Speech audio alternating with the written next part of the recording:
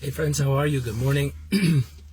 So a little relationships over here. I'm just seeing it a lot in communication that goes on in all forms of relationships. But it also winds up being a way to tell that the relationship is solid and positive and worth investing in, or there's no future in it. But you take two individuals. We're very focused on our own stuff. That's how we are. That's how we're made. We're very aware of self.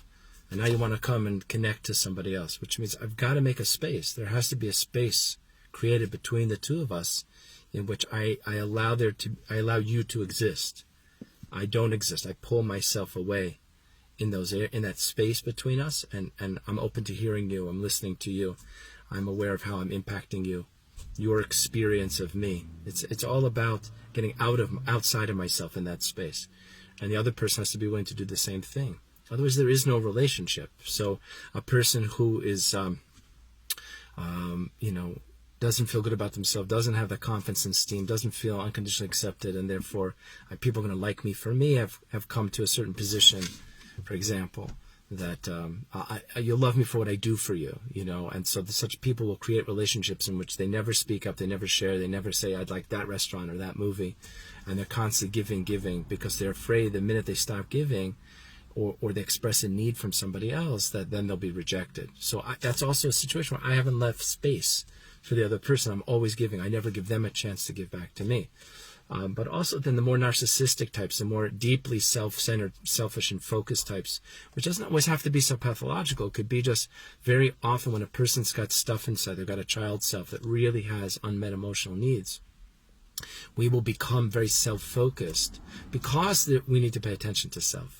But in that state, regardless of what it is, if the person has been doing it for so long that they're locked into it and it's really pathological, or just it's hard to get through to them, they've got very thick defensive walls and they're very, focused on self, they also won't create a space. You're not allowed to exist, in that space between the two of you. And so you'll see things like, you may take responsibility. I mean, this is so huge and basic for a relationship. The willingness to hear how you've impacted someone else, take responsibility.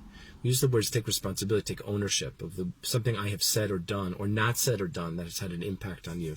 To hear that, to understand the other person's perspective, to acknowledge that, and to take ownership of that. Apologize, or resolve to make a difference or change. But I've left myself and have entered that space that I've left open for you, and I've become aware of you. Now, if I don't get that back from the other person, it doesn't have to be right then in that conversation, but if in general that's not coming back to me, one person alone can't create that space.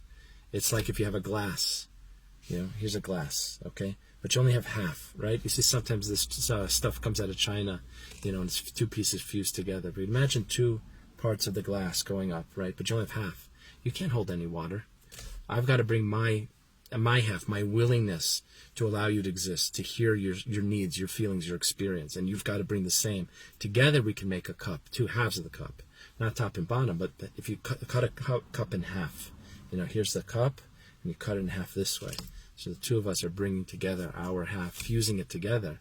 It's work, but it creates a vessel that could hold water. It can hold our relationship. If that's lacking, I'm not bringing my space because I'm not hearing you, I'm not listening to you, or I'm doing for you constantly, not allowing you to give back to me, or getting that from the other person. There isn't a cup in the middle. It's a relationship that's going to be problematic. Let me know what you think. Use those comments.